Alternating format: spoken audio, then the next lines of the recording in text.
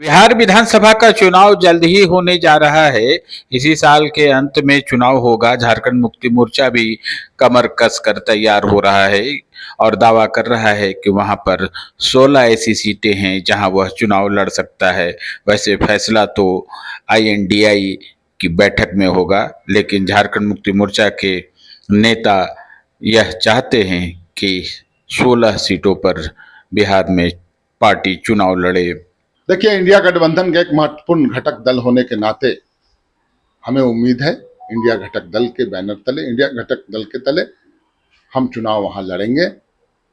जब भी बैठकें होंगी, निर्णायक बैठक, उसमें हम कम से कम 12 सीट, ऐसे जो चर्चाएं हैं जहां के लिए हमने तैयारी कर रखी है, वो 16 सीटें कुल है।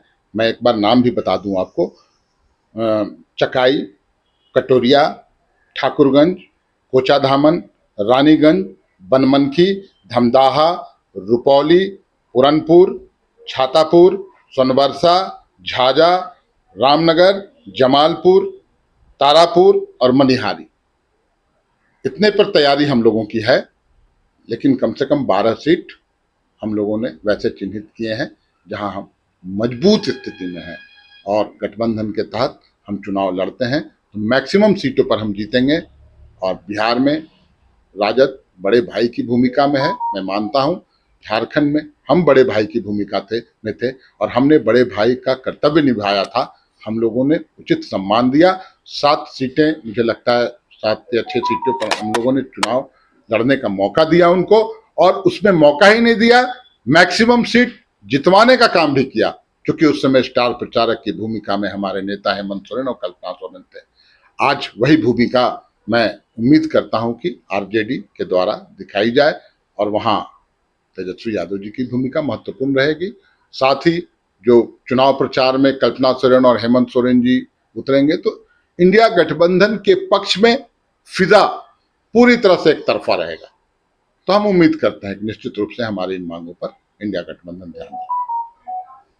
बिहार में चुनाव लड़ने का ख्वाहिशमंद झारखंड मुक्ति मोर्चा पर भाजपा ने तंज कसा है। कहा है कि बिहारियों का विरोध करके वहां चुनाव लड़ने का सपना कैसे जेएमएम देख रहा है, पहले यह तो तय होना चाहिए। देखिए, हमारा सबसे पहले सजेशन ये है कि झारखंड मुक्ति मोर्चा को झारखंड से बाहर जाने से पहले भारत की सभ्यता, भारत की संस्कृति और भारत के इतिहास का जो ज्ञान उनको होना चाहिए। इनके कई ऐसे मंत्री, कई ऐसे नेता जो अनाप शनाप कई बार बिहार के लोगों के बारे में बयानबाजी करते आए हैं, और इस संदर्भ में अगर ये बिहार जाएंगे तो बिहार की जनता इनको अच्छी तरह से सबक सिखाएगी। अगर वाकई में झारखंड मुक्ति मोर्चा को झारखंड से बाहर विस्तार करना है तो इनकी सोच में राष्ट्रवादी सोच आनी चाहिए। इनकी सोच ऐसी होनी चाहिए जो पूरे के पूरे भारत के हर राज्य को साथ लेकर चलने वाली सोच होनी चाहिए, और एक बहुत जिला लेवल की सोच से इनको आगे बढ़ने की जरूरत है। अजय जी, केंद्रीय कार्यकारिणी है, उसका भी गठन वो लोग नहीं कर पाया, कोई पदाधिकारी नहीं है।